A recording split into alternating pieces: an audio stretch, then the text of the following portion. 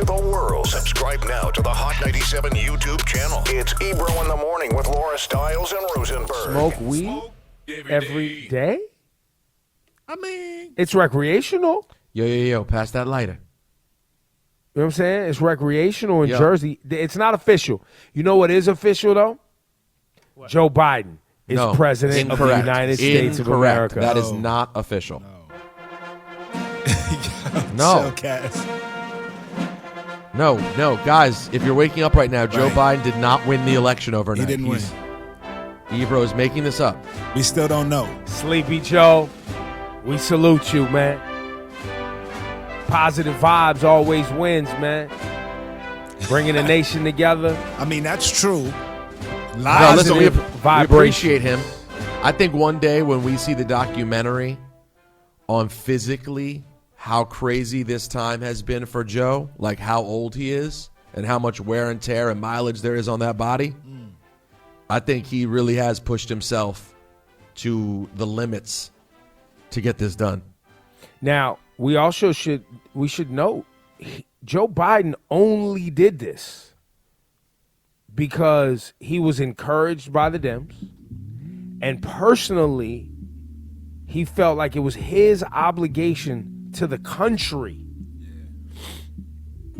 Yeah, he felt I don't obligated. think he wholeheartedly was like, this is what I want to do. Yeah. I think this is what I have to do. I think once he's safely elected and inaugurated, the interviews will come out where he will talk about how he's empowering other people and how he's like, listen, I you guys, I did this in 88, you know?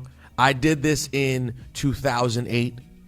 And then when 2016 came around, which would have been the time a vice president runs for president right after Obama, he didn't want to do it. Right. His son had died a few years earlier. He was tired. Y'all have seen the video of when President Obama gave him the Congressional Medal of Freedom. He just broke down crying. And he broke down crying. He was done. That was the end of his political career. He was happy ending this thing as Obama's friend. Like, he is the homie. He was good with being the homie and being done. And I think when Hillary lost and they were like, where are we going to go? He was like, all right, man. I said this the other day. I was recording a podcast because I'm a psychopath. And I've been making these Rosenberg radio podcasts where I can vent a little bit about these things at night. I really feel that he was good and literally felt compelled as a patriot to be like, damn it, I'm going to run. I need to run. That's what I'm saying. Yeah, and truth is, Ebro, we talked about this yesterday.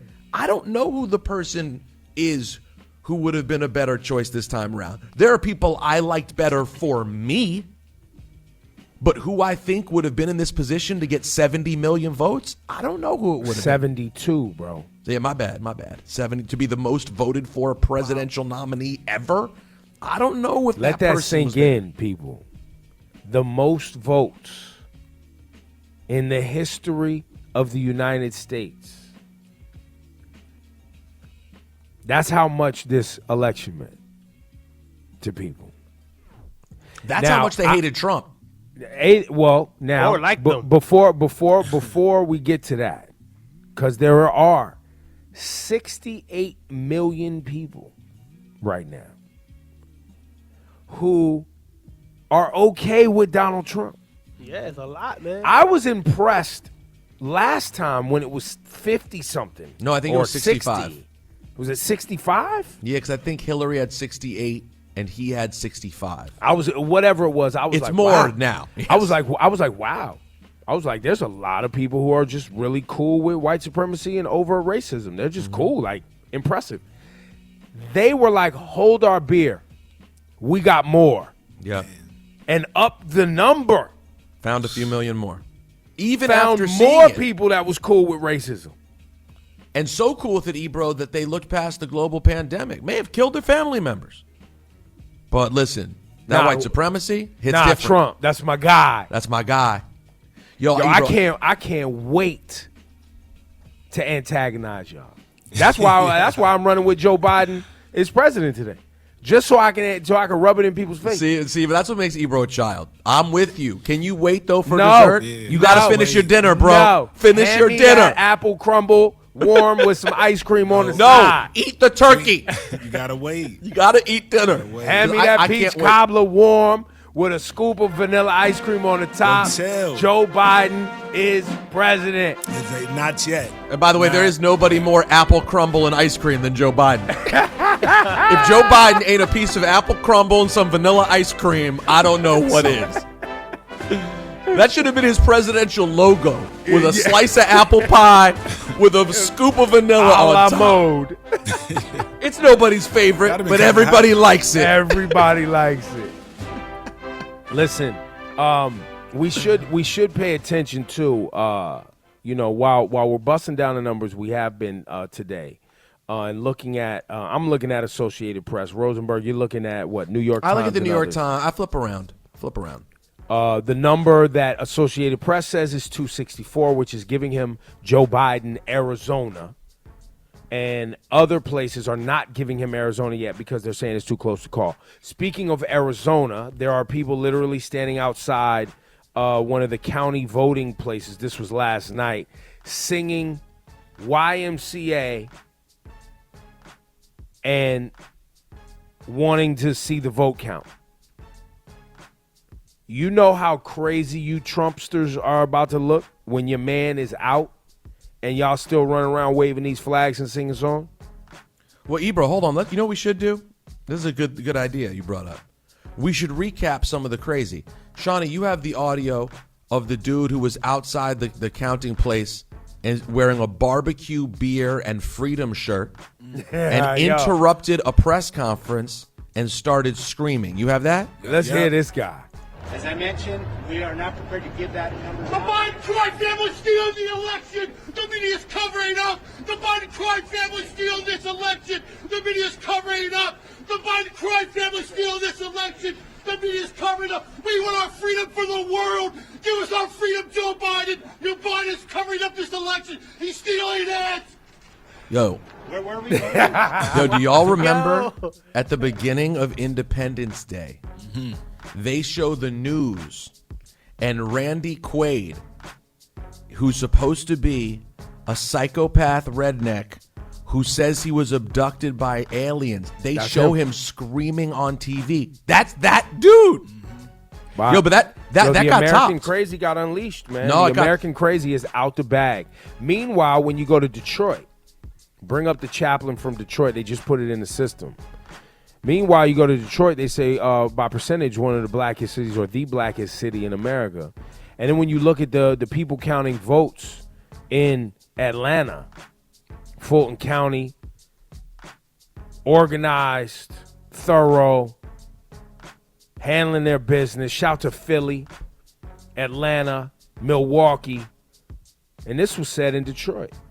Of wanting to get all the votes counted, the road to victory of any side is going to come through Michigan and through Detroit. And to stop the vote suggests to stop the very democracy that we are running and these persons are running to elect to uphold. And so we want every vote to count because our vote is our voice, and it will be counted.